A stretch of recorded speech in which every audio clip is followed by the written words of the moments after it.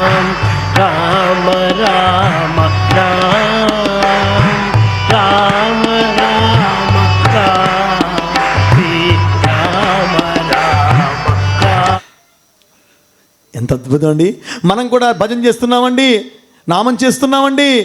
ఏమండి చాలదా అంటే చాలదు. ఒక చేత్తో ఎంత ఊపుతావు చప్పట్లకి, ఒక రెక్కతో ఎంత ఊపుతావు ఎగరడానికి. స్వామి చెప్పారు, 2 రెక్కల వంటివి ఒక పక్షికున్న 2 రెక్కలు. నామము సేవ, నామము సేవ. కుడి చేయి నామం అయితే, ఎడమ చేయి సేవ అయితే, ఈ నామములతో సేవతో నిరంతరము కూడా భగవంతుడిని భజించేదే మన యొక్క జీవిత అంశాన్ని గట్టిగా స్వామికి మనందరం కూడా మన యొక్క కృతజ్ఞత తెలియజేసుకోవాలి. అప్పుడు చెప్పాడు ఆంజనేయ స్వామి వారు, కర్మ భక్తి జ్ఞానయోగములు 3 రాముడు ఎందు కలవు.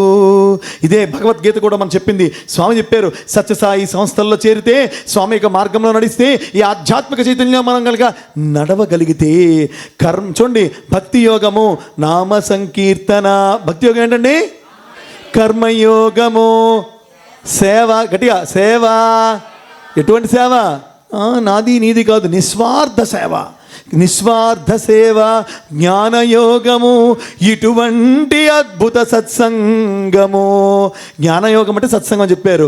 ఈ మందిరం కానీ న్యూ కాలనీ మందిరాల్లో అడుగు పెడితే భజనలో పాల్గొని భక్తి యోగం నిర్వర్తించినట్లుగా, సేవలో పాల్గొని కర్మయోగం చేసినట్లుగా, ఇటువంటి సత్సంగంలో పాల్గొని జ్ఞానయోగం చేసినట్లుగా, కర్మ భక్తి జ్ఞాన కర్మయోగములు 3 కలిపినదే కదా భగవద్గీత అని చెప్పినప్పుడు, గీతని కూడా మనం ఆచరించగలిగినటువంటి సాధకునిగా తయారు చేసేదే సత్యసాయి. అద్భుతమైనటువంటిగా ఈ రథము అనే అంశాన్ని గట్టిగా స్వామికి మన యొక్క ఆనందాన్ని ప్రకటించి మన యొక్క కృతజ్ఞతలు భగవంతుడు తెలియజేయాలి.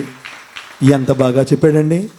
ఇక ఎటువంటి విధంగా చేయాలి తెలుసా అండి? రామ కార్యాన్ని, సాయి కార్యాన్ని, సాయి సేవని మీ అందరికీ తెలుసు కదా. సీతమ్మ వారిని ఎత్తుకెళ్ళిపోయిన రావణాసురుడు, రావణ బ్రహ్మ మునివేషంలో వచ్చి ఏమని అడిగాడు? భవతి భిక్షాం దేహి. అప్పుడు ఉన్నవారు ఏ సీతాదేవి? గట్టిగా ఏ సీతాదేవి? తనకు తెలీదా ఈ లైన్ క్రాస్ అయితే మంటలు వస్తాయని? వాడు సీతమ్మ వారికి తెలియనటువంటి విషయము, రామచంద్రుల వారికి తెలియని విషయము లేదు.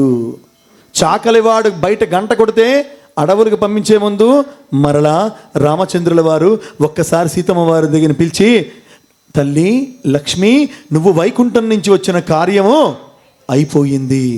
నువ్వు నీ సస్వరూపాంతో నువ్వు వైకుంఠాన్ని చేరిపో. మాయా సీతాదేవి వై అడవులకి ఎగు. తప్పక నాథ. ఎక్కడా సీతమ్మ వారు కళ్ళ వెంబడి నీళ్ళు వచ్చేట్టుగా లేవు. మీ అందరికీ తెలుసో తెలియదో, సీతమ్మ వారు 2 బిడ్డలకు జన్మనిచ్చారు. లవ కుశలు. కుశలవలు ఎవరైనా వాళ్ళిద్దరు? గడి చెప్పాలండి.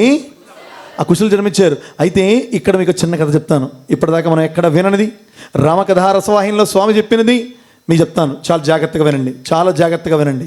నేను డైవర్ట్ అవ్వలేదు. అయితే ఎక్కడి నుంచి వచ్చాం మనం?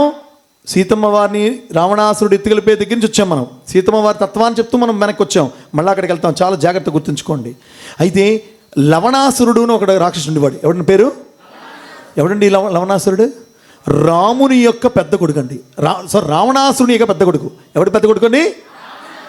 రావణాసుని యొక్క ఎవరు? ఏం పేరు? లవణాసురుడు. వీడెవడండి?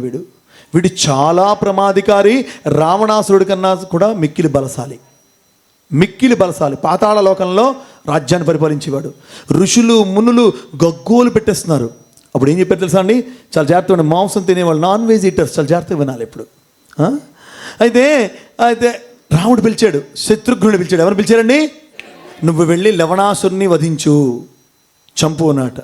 అలాగే అన్నగారు చెప్తే అది అంతే తప్ప ఎందుకు వెళ్ళాలి, ఎప్పుడు వెళ్ళాలి, ఎలా వెళ్ళాలి, ఏ విధంగా వెళ్ళాలి అని లేవు.